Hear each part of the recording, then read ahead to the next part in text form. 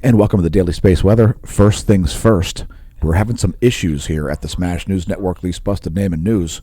We've got a sick fish, so your well wishes are greatly appreciated for our pal, our beloved goldfish Phelps, not feeling well. So it's been a quiet 24 hours on the closest star. And it's been a lot less like that on the closest planet. It's been pretty loud as far as activity, as far as space weather on Earth. And if you follow us on Twitter, you may have seen some shares like this mind-blowing aurora around North Dakota by Vincent Ledvina. Vincent Ledvina, my bad. And it's been exciting. We got all the way up to nearly a KP8 overnight. We'll get to all kinds of extremely exciting information and some interesting stuff going on in the ionosphere. That and lots more on today's Daily Space Weather video. Pardon the lateness. Again, a little bit of a crisis happening at the Smash News Network, Least Busted Name and News. So here's a full disk view. This is 304 plus 171 angstroms. We still have this massive filament in the northern hemisphere. It's been named the Gene Simmons. And if that's not a close enough look for you, there's a nice close-up. And we do have at least one new sunspot that just rose in the northeast. Of course, we have this massive group in the south-central portion. There's a great close-up of that in those wavelengths. Looking right down the barrel of some significant sunspot groups. And here's your eastern limb. Again, at least one new sunspot. It is of decent size. So far, it looks like it's only alpha class. And the likelihood for M-class flares remains very high. By the way, we're also at the midpoint here between one geomagnetic storm and another. We'll get to that in a minute. Just as the coronal mass ejection impact ends, we've got a coronal hole high-speed stream beginning. We also do have some growth happening in the northern hemisphere, so there's some significant upticks happening there. Check it out. Some sunspot growth of this sunspot here. Also that one there growing, that one there growing. And some growth happening down here as well. So some changes happening here. That is upping the likelihood of solar flare. So here is your SDO colorized magnetogram. That is yesterday plus today. Give that a minute to initialize there. It's well worth it.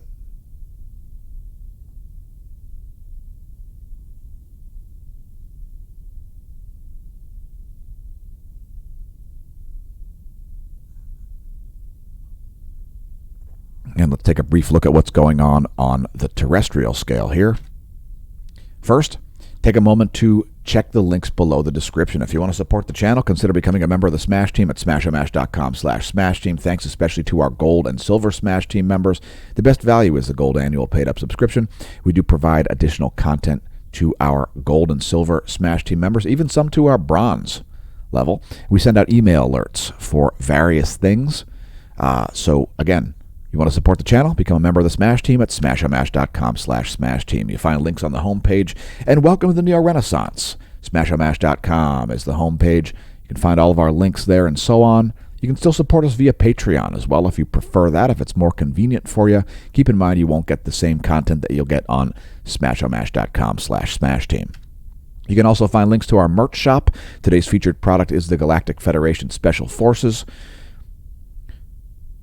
And the moniker, the motto of the Galactic Federation Special Forces, which is Universum Liberate. If you don't know what it means, you've probably got access to the internet since you're viewing this video on the internet.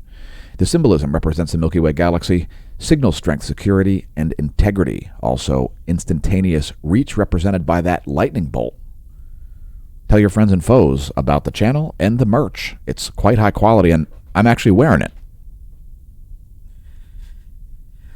Since if I could wave my magic wand, I'd set everybody free.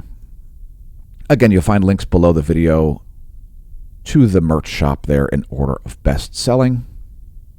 So I say to each of you, Universum Liberate. If that's too reckless for you, well, we solemnly apologize for your offense. You can also find links to the Hemp Lucid shop, so check that out. Save some cash by entering the promo code SMASHOMASH to save some dough on checkout. You can also just shop via our link, which is below the video. It is also linked on the homepage at smashomash.com. Support your health and the channel simultaneously with some Hemp Lucid products, and let's see what's going on as far as earthquakes. Actually, first, volcanoes. So Stromboli is still erupting. Let's see. Another short-term lava flow there happened at Stromboli, still classified as high activity. Sakurajima. Looks like an uptick there at Sakurajima. It's producing a 10,000-foot ash plume. 7,000-foot ash plume at Luatolo. 15,000-foot ash plume at Semaru. So that's an uptick there at Semaru as it explodes. Flight level 150. Flight level 070 over to Kona as it explodes. Popocatépetl exploding. Flight level 220. It's a 22,000-foot plume of volcanic ash over central Mexico. Santiaguito, volcanic ash not observed. Fuego exploding. Flight level 160. Nevado de Ruiz exploding. Flight level 240 over Colombia. 24,000-foot ash plume. Sangay, 22,000-foot ash plume as Sangay explodes. Not sure about Revenador. Volcanic ash not observed. Don't assume it's not erupting. And Sabancaya continues to produce ash emissions. Next, global seismicity. There's your 90-day bar graph. We are a little bit overdue for a 7-magnitude quake. I think we're a little bit overdue for an even larger quake than that. And here is your map. It's been quite quiet here over the past 24 hours. Not a lot of quakes at all. Barely any over a 5 magnitude. There was a 5.6 in Iran, which probably did some damage. That came in at 3:16 Universal Time this morning. Japan had a 5.4 at 4:25 Universal Time, and a 5.0 aftershock there at 4:38 Universal Time this morning. And let's get back to space. Here's a 24-hour video featuring 171 plus 211 angstroms. We like these wavelengths because they show great definition to the solar corona, the sun's atmosphere. It shows the lower corona via the 171 angstroms wavelength and the extended corona via 211 angstroms. Here we've exchanged the 211 for 131 angstroms. Flaring has been quite low here, as we've had a couple of days with quite low solar flaring profiles. Sunspots are underperforming in a lot of ways in terms of their X-ray output. The 10.7 centimeter radio flux has dropped down again to 151 solar flux units. 151 is the current 10.7 centimeter radio flux number. That is a one-year graph depicting the 10.7 in black, the sunspot number in red, the Wolf number, which is a 30-day average, in pink, and the AP index in blue, which is going to be higher here. You're going to see the AP index make it all the way up to, I don't know, maybe 100. We'll have to see what happens there as we nearly reached a KP8. So here's our Space Weather Enthusiast dashboard, and we are expecting another geomagnetic storm tonight and another one tomorrow night. So check it out. Exciting times. March coming in like a lamb and going out like a lion. So NOAA expecting 2 additional G1 class geomagnetic storms there. Somewhere between geomagnetic unrest and geomagnetic storm. It all depends on the magnetic field and the speed and so on of the coronal hole high-speed stream that's already arriving here at Earth. So here's the last 4 hours of magnetohydrodynamic pressure. And this is subsiding a little bit here despite the arrival of the coronal hole high-speed stream density wave. So there is a lot of plasma, and there is a lot of plasma making its way into the Earth system. We'll show you evidence of that later in the video when we show the ionosphere, which is the most anomalous we'd ever showed it. Here's the last 4 hours of ground magnetic perturbations, Earth's magnetic moment from the ground. Since we showed you it from space, we might as well show you it from the ground. So there's some great ability to see the aurora there in large portions of the U.S. And fun fact, We've got auroral imagery from as far south as Phoenix, Arizona. Anyway, here's Earth's magnetic moment from the ground on the global view. Since we showed North America, there's the globe view. Some considerable magnetic pulses even coming out of the equatorial regions there. You can see some significant geomagnetism happening there around the Indian Ocean, around the equator, and so on. It's a wild and crazy past 4 hours, and indeed past 24 hours. Check out the KP index. It made it all the way up to 7.67, a nearly KP8 event from a stealthy coronal mass ejection. So, exciting stuff there. Current conditions are geomagnetic unrest continuing here with a KP 4.33. And let's take a look at the auroral forecast. So another feature of the Space Weather Prediction Center is the auroral forecast. You can view these yourself, obviously. All of the tabs that we show on the channel are publicly visible. Our HelioViewer movies are custom, though, so just so you're aware of that. So we'll just let that play through here to show you how big the auroral oval got.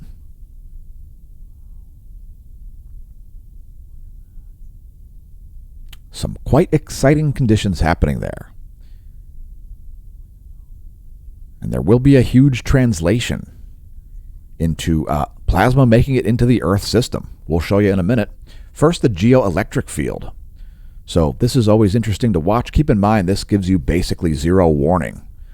This is just showing you the empirical data about induced power in these portions of the grid. I believe this portion down here is blank because the Texas grid does not report to the agency. It is an independent grid.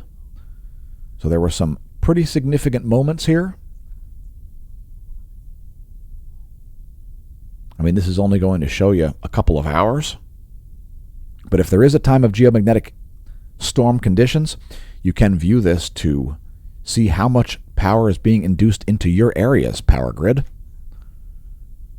And by the way, right there, that is some cacti there around Phoenix, Arizona, and some red aurora visible. So that's a little bit out of the ordinary. KP8 situation, yet another reason to follow us on Twitter. Let's take a look at what's going on with the solar wind at the moment. Keep in mind it is measured here at Lagrangian 0.1. And we saw the coronal hole density wave make it all the way up to over 30 protons per cubic centimeter there. So about 34 protons per cubic centimeter was the maximum density that we saw there from the coronal hole high-speed stream. And what really caused the geomagnetic storm was this strong magnetic field. So it wasn't just a high plasma event, it was the magnetic field associated with that CME. And right there is the CME. So you can see a quite significant magnetic field there, and you can see a quite lengthy negative BZ component. So that allows a lot of induced current into the Earth system, material making it all the way down to the ionosphere. We'll show you evidence of that later in the video. The current conditions are about 460 kilometers per second for the solar wind velocity, solar wind density about 7 protons per cubic centimeter. Now we are expecting this to rise up quite a bit higher here. I would expect the solar wind speed to get a little higher, maybe 550. I was saying 650 a couple of days ago. But now based on this signal, it's looking kind of weak. We're not really seeing a solid signal in the plasma temperature yet, though. So I don't think this has reached its maximum yet. In any case, we still do see a slight negative BZ there of -3, although it looks like it is going back toward the zero line. So this negative BZ signal, this red line, that is what creates a lot of induced current into the Earth system, and that is what makes major geomagnetic storm conditions and major aurora visible in places like Phoenix. So here are your GOES magnetometers, and it looks like the satellites had a little bit of issues there as well, having to maneuver and turn on their thrusters there, as there has certainly been some turbulence happening in space. Those geosynchronous satellites are at a near equatorial orbital position, the GOES 16 and GOES 18. Next, we'll look at the heliospheric current sheet. Earth is just in a South Pole current sheet at the moment. South Pole current sheet depicted in red, North Pole current sheet depicted in green. And by the way, we're still not at solar maximum because look, we've got a whole bunch of magnetism here at the North Pole that is of North Polar magnetism. So there it is, North Polarity there at the North Heliographic Pole. We're waiting for it to leave before we can declare solar maximum. I know people have been saying it for months and months, and it's just not the case. Sorry about how much those channels are paid to shovel nonsense onto your screen all day. There's our line of sight field plot. Solar B field here depicted in blue. And let's get to coronal holes. So we've got more South Pole oriented coronal holes rotating in here in the east. I was wondering if those new coronal holes were north or south. Check it out. They are all South Pole oriented. So you're seeing some migration here of the south solar polar fields happening. North solar polar fields still have not fully left the North Heliographic Pole. And here's the past 24 hours and 211 angstroms, one of the great wavelengths to view coronal holes, and you can expect these to get even more well-defined in the coming days. Again, these are south. These are also south. You can actually see some North Pole coronal hole up here.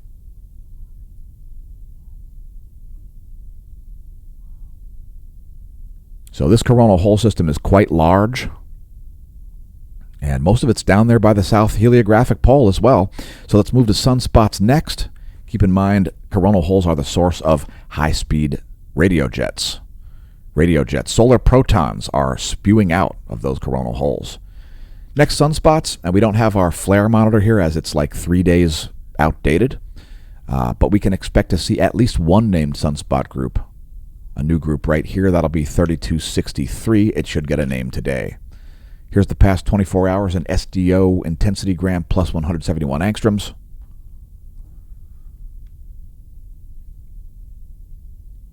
These are 24-hour videos, as we have the luxury of doing daily space weather.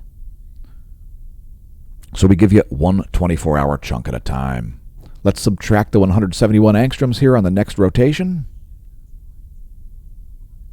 So again, we do have some umbral growth here. We'll see an increase in the sunspot number and the radio flux today with some increased sunspot activity. You'll see growth both in the northern and southern hemisphere. That'll raise the likelihood of solar flares a little bit. Again, these spots have been underperforming. And let's go to energetic particles and solar flares next.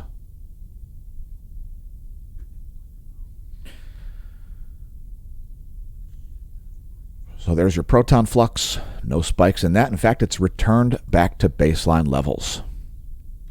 Solar flaring, again, it's been minor. These spots have been underperforming largely. All we need is a little bit of plasma to shift around, though, like that Gene Simmons filament in the northern hemisphere. And you might see some fireworks. There is certainly a lot of material and magnetic organization to facilitate this. Here's the past 24 hours and 94 angstroms.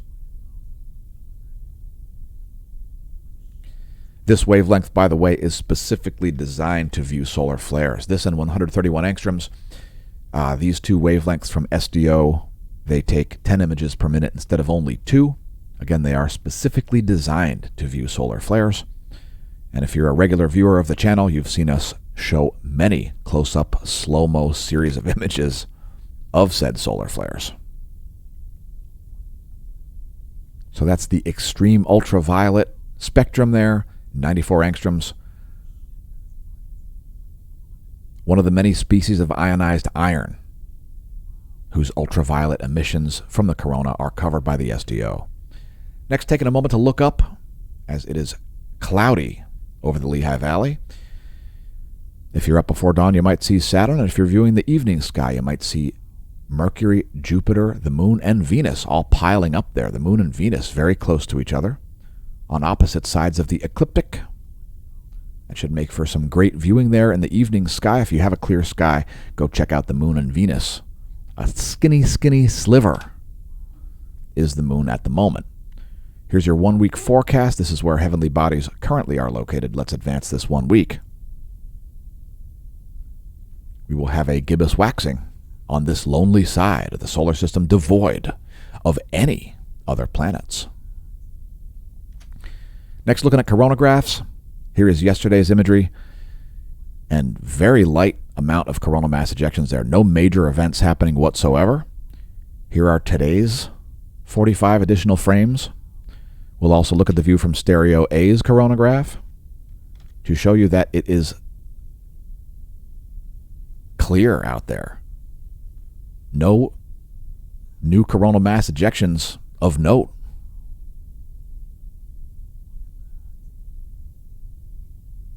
So a prime example of how it can be quite quiet on the sun and quite loud on the earth. Don't get them confused, folks. These are separate systems. And while they interact, they're not controlling each other. You could say that the sun controls the earth weather in many ways. But the planets are not controlling the sun. I know a lot of channels might say it. These are 24-hour videos, by the way. So the coast is clear as far as additional coronal mass ejections, but we can expect an extended coronal hole high-speed stream here for the next couple of days, maybe even as many as 3 days. But I would tend to agree with Noah on this one, that it'll subside after 48 hours or less. So those are our coronagraphs. Let's look at filaments next, and there are still quite a lot of filaments. The Gene Simmons filament here is still mostly intact. It looks like it might be getting a little bit unstable, though. And that is certainly a good candidate to produce some additional space weather here on Earth. A bunch of filaments in the southern hemisphere. And check out all the filaments around south of the Gene Simmons filament as well. I mean, that one there, maybe that's the Paul Stanley or the Ace Frehley filament. I don't remember the drummer's name. Feel free to leave it in the comments or to name filaments on our Twitter feed. Also, there's a filament here, filaments, lots of them. Likelihood of coronal mass ejections really high. Likelihood of large solar flares kind of high also. Here's the past 24 hours in just 304 angstroms. Another good wavelength to view filaments, ionized helium. And let's look at the most recent data here from the GOES 16 SUVI.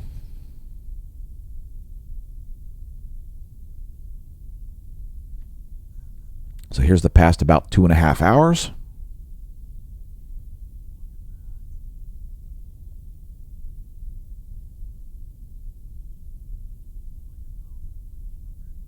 Which brings us to our bonus features segment, which is going to be quite feature-rich today. So it's pretty interesting as far as charging hazards. We've got some significant surface charging hazards here over Mexico and the Central Pacific Ocean, the Central and Eastern Pacific. Those low-energy electrons are building up on the outsides of satellites. It can cause some minor communications problems with those. There's your GOES electron flux over the past 3 days. It did crater as we forecast. That is a normal thing from coronal mass ejection impacts, or associated with coronal mass ejection impacts, I should say, perhaps, since it may not be chicken and egg physics. And there is the forecast model. You can see we were pretty close to our forecast from yesterday. If you want to see yesterday's forecast, go watch yesterday's daily space weather video. If you want to watch the forecast from 3 years ago, we've got that too. So the green boxes are the forecast. The yellow diamonds are the observation. No surprises to our regular viewers there. There's the 1-year graph to put the greater than 2 mega electron volt electron fluence into perspective. Next, we'll show the F layer of the ionosphere, and, well, this is the most anomalously we've ever covered. So extremely low frequency ionosphere going on in the past day.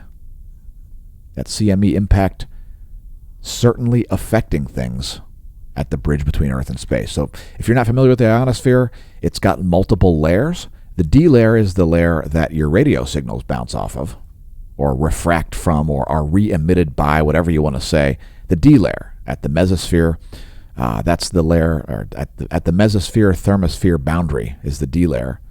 That's the layer that gets attenuated when we see solar flares around the equator, and attenuated at the poles when we see solar energetic particle events. The F layer is the layer way above that, 300 kilometers of altitude. The D layer is at about 100 kilometers of altitude. So here you're going to see some extremely low frequency anomalies, and if you're not familiar with looking at this imagery, that's okay. We've got the anomalogram, and it'll be the most red that we've ever covered. So check it out. That is a lot of material making its way down, down, down, and weighing down the bridge between Earth and space. That's plasma making its way into the Earth system, folks. Those low frequency anomalies are caused by greater mass. So a lot of plasma is making its way into the Earth system as we broadcast this video. It was originally streamed live to twitch.tv/smashomash, by the way, if you weren't aware. And we like using the Twitch platform because it's so good.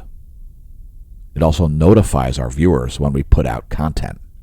Anyway, there's the latest image, 1415 Universal Time Ionogram, showing the raw vibrational frequency. And there is 1245 Universal Time Anomalygram, showing you extreme low frequency anomalies. Let's actually bring this back here. So there's 1245, and extremely low frequency anomalies there across the entire planet. An indication that plasma is indeed filtering downward. We'll also show the total electron content forecast, which I believe is going to show some anomalies as well. That's about a 12,500 mile distance. This depicts the free electrons between your GPS satellite and your GPS handset. So surprisingly orderly here, at least on the global map. Most of those free electrons remain concentrated around the equator at noontime. And this is going to get very anomalous in the coming days. So here's our anomaly from the 10-day average over North America. We'll let that play through a second time, and then we'll show just the U.S. And thanks for leaving a comment, Cookie Spacey. There's just the U.S. total electron content anomaly.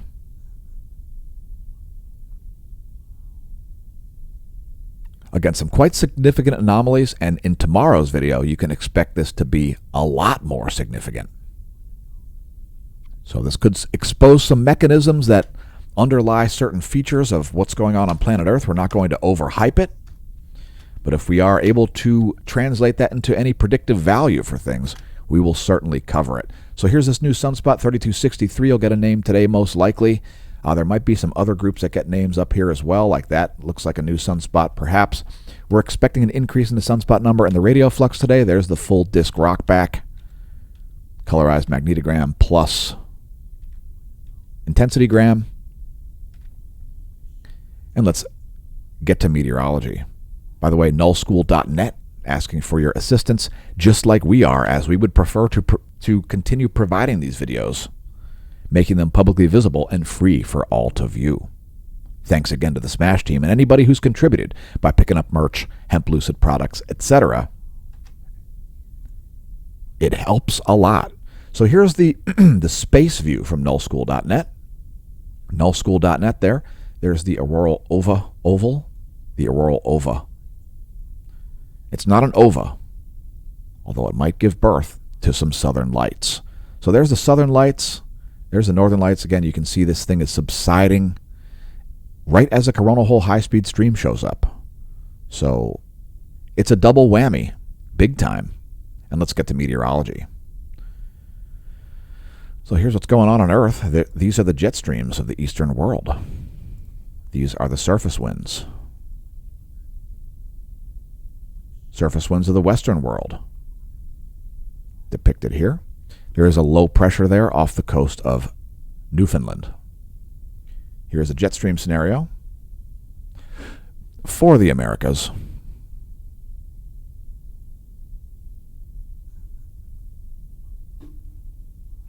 And here's the jet stream for the central world. And here are the surface winds for Europe, Africa, and the Middle East. A strong low here. south of Africa. I'm sorry, that's a strong high, actually. Counterclockwise rotating anticyclone represents a high-pressure system. They rotate counterclockwise in the southern hemisphere and clockwise in the northern hemisphere. An indication of clear skies south of Africa. Anyway, here's what's going on in terms of clouds and fog over the Americas.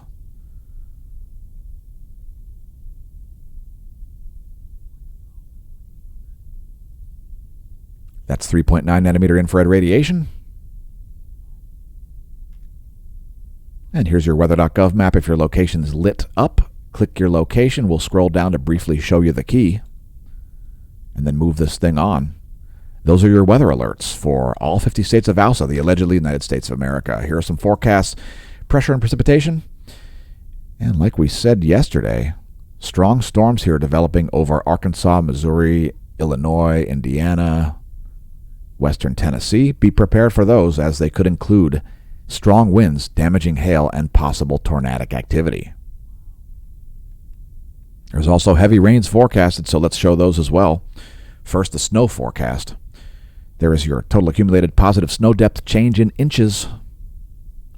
Heaviest snow there forecast for Oregon, pushing 2 additional feet in portions of Oregon there. Here is our total accumulated precipitation in inches. And the forecast still there for 4+ inches of rain in large portions of Arkansas, Missouri, Illinois, Indiana, Kentucky. Continuing on to our windy.com map, this time we're showing pressure, atmospheric pressure, barometric pressure, whatever you want to call it. Strong anticyclone here in the Pacific. 2 dueling lows here. And a very strong low here off the coast of Ireland. Continuing on. We've brought up the lightning mapper for the Pacific this time because the one over the east is showing data that's 3 days old. So that's what's been going on over the Pacific Ocean in terms of lightning. Some equatorial lightning there, as well as some lightning north of Hawaii. And way down here in a very desolate portion of the world, not too many people chilling in the South Pacific. Here's a real-time lightning map, and it looks like we've got some terrestrial strikes, as systems are kicking up here already in Arkansas. The Ozarks are getting kaplastered with a severe thunderstorm. Check out all the lightning strikes. That is indeed some severe weather. Looks like it's moving to the northeast, as the forecast may have elicited.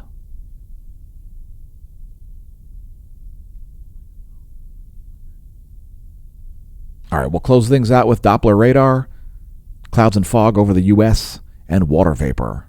There's water vapor. I'm sorry, that's Doppler radar, not water vapor. We've got moisture stretching all the way from Dallas to Long Island. Yeah, Long Island. You got to say a long G. Clouds and fog. 3.9 nanometer infrared radiation satellite.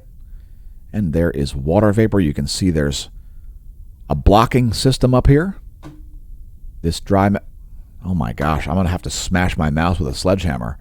This dry mass of air up here is acting like a blocking feature, causing a pressure gradient and a deflection of that less massive air from the southwest. A great example there of an atmospheric creek. You could maybe even call it an atmospheric river. It's something like that. Here is the recap to close out the video. U.S. Doppler radar, 3.9 nanometer infrared radiation.